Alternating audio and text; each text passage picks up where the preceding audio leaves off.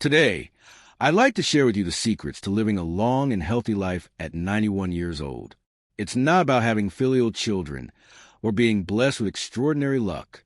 Instead, it's about consistently practicing three key principles that have allowed me to maintain my health, independence, and happiness well into my golden years. At 91, I'm still going strong, living independently, and enjoying life to the fullest.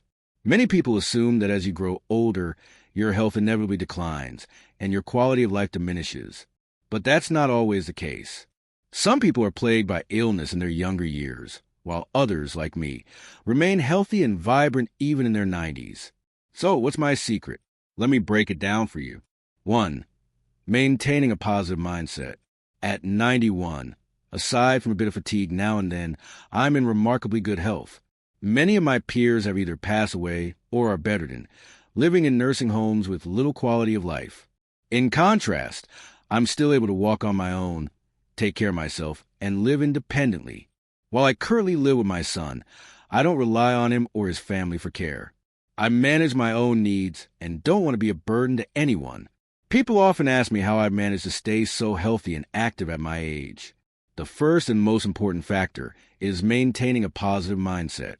I've always been a calm and patient person, not easily stressed or anxious. Even when faced with challenges, I don't let them consume me.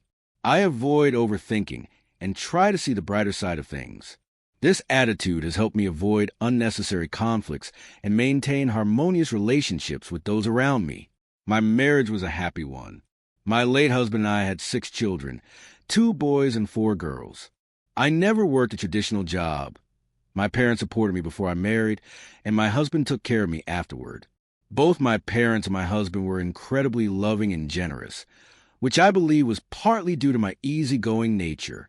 I've always been the type of person who doesn't hold grudges or dwell on negativity. No matter how difficult the situation was, I approached it with a smile and never burdened others with my problems. When my husband passed away at 80 after a serious illness, it was a devastating blow. I went through a period of grief and confusion, but I knew I couldn't let myself sink into despair. Life goes on, and I had to find a way to move forward. After his death, I faced financial challenges since I no longer had his income to rely on. I gathered my children to discuss my living arrangements. They suggested each contributing $1,000 a month to support me, but I refused. I didn't want to burden them, as they had their own financial struggles. Instead, we decided to rent out my house and use the income to cover my living expenses. I moved in with my youngest son, paying him $2,000 a month foreman board while keeping $2,000 a month foreman board while keeping $500 for myself. This arrangement has worked well for the past 10 years. I've managed to maintain my independence while staying close to family. When disagreements arise, I choose to stay quiet rather than argue. Harmony is more important than winning a debate, and I found that this approach keeps the peace in the household. 2. Staying active and eating well.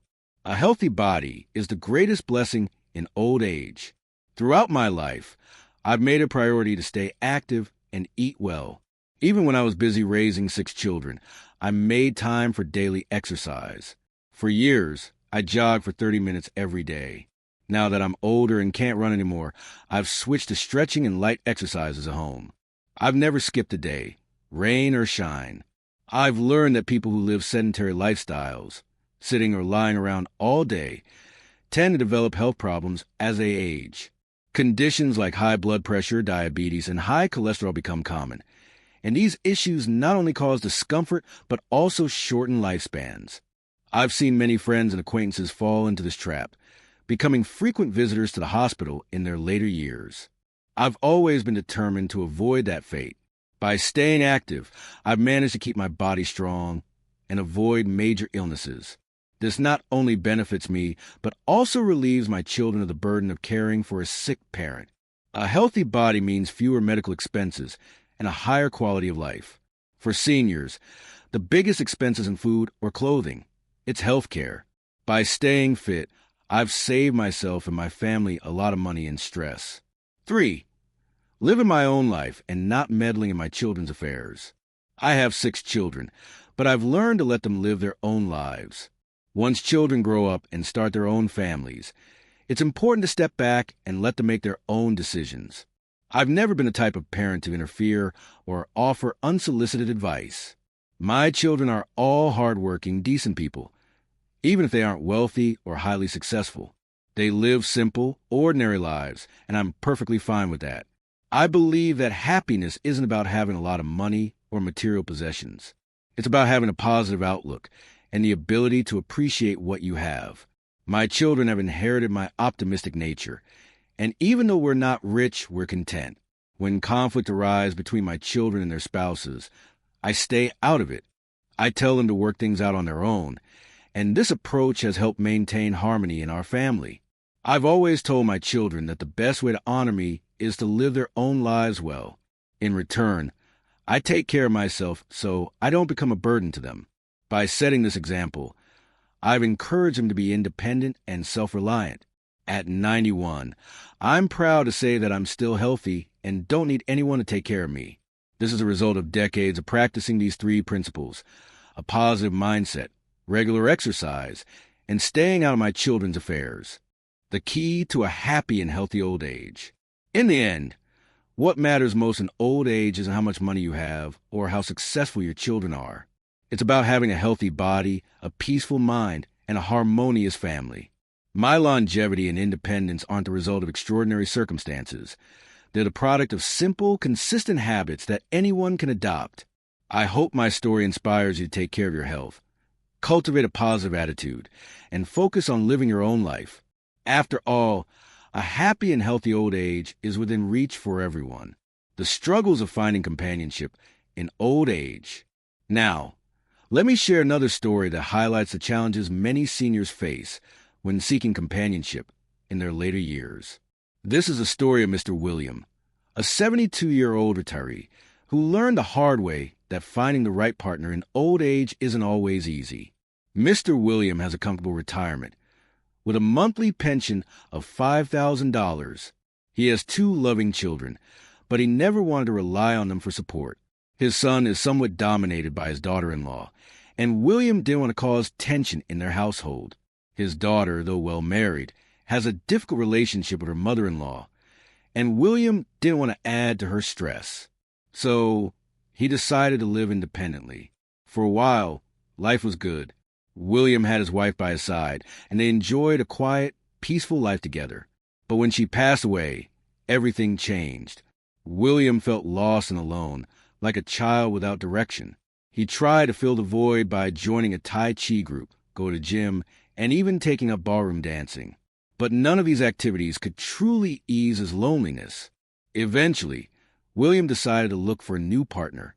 He knew it wasn't a decision to take lightly, so he took his time. He went on several dates, but didn't feel a connection with anyone until he met Clara, a 56-year-old woman with a passion for art.